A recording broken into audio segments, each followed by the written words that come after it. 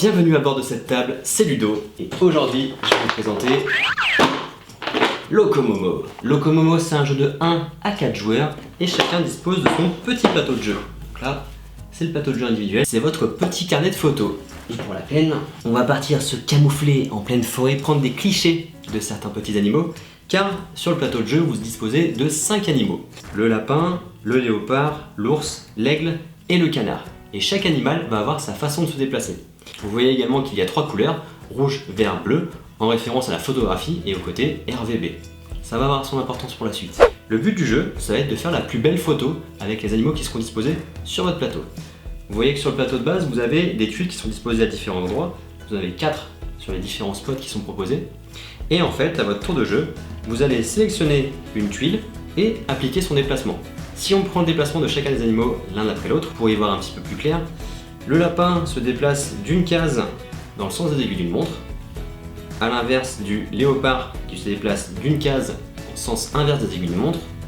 Vous avez l'aigle qui se déplace dans la zone en face. Vous avez ensuite l'ours, pour le coup, qui reste sur place. L'ours ne va pas bouger de sa case. Et enfin le canard qui va aller à la tuile canard la plus proche, dans le sens des aiguilles d'une montre. À mon tour de jeu, du coup, je vais pouvoir choisir une tuile. Le but, encore une fois, c'est d'en récupérer un maximum parce que une fois que l'animal va faire son déplacement, vous allez récupérer tous les animaux de la même couleur sur l'emplacement où il va atterrir.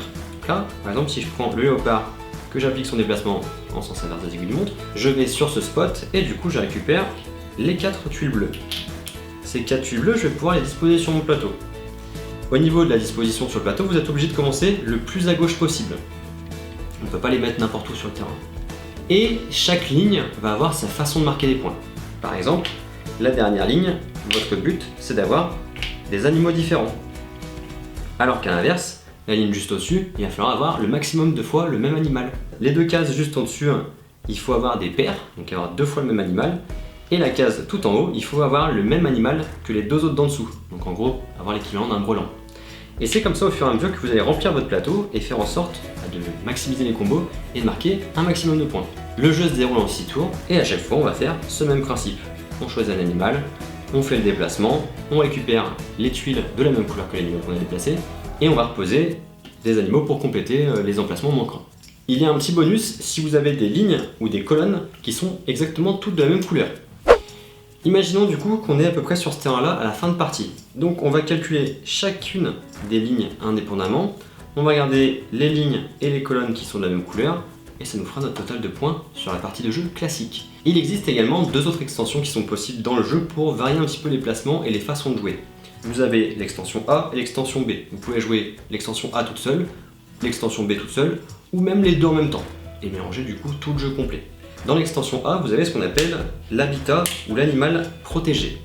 Donc parmi les tuiles qui sont disponibles, vous avez les 5 animaux et les 3 couleurs de zone. Et en fait, au début de partie, vous allez en choisir un aléatoirement et cette couleur sera protégée. Donc le but, ça va être d'en avoir le moins possible. Le ou les joueurs qui en auront le moins possible à la fin de partie marqueront un bonus de 7 points. Pour l'extension B, pareil, même principe, on en choisit une tuile au hasard. C'est forcément un des 5 animaux disponibles et le but, ça va être d'avoir cet animal qui est disposé dans le coin en haut à droite. Donc ça va d'abord vous forcer à faire cette ligne en priorité pour pouvoir valider le bonus et ainsi marquer 5 points. Et voilà, avec tous ces éléments, vous avez tout ce qu'il faut pour jouer à Locomomo. C'est vraiment un petit jeu tout mignon, vous avez une petite boîte qui est très sympathique, toute mignonne avec un petit lapin qui court, poursuivi par un ours. Bon, on va dire que l'ours est gentil aussi. N'hésitez pas à aimer, partager et commenter si c'était le cas. Et puis on se retrouve très vite pour une autre vidéo. Moi je dois aller chasser, j'ai des animaux à aller récupérer. La cambrousse. Bye bye.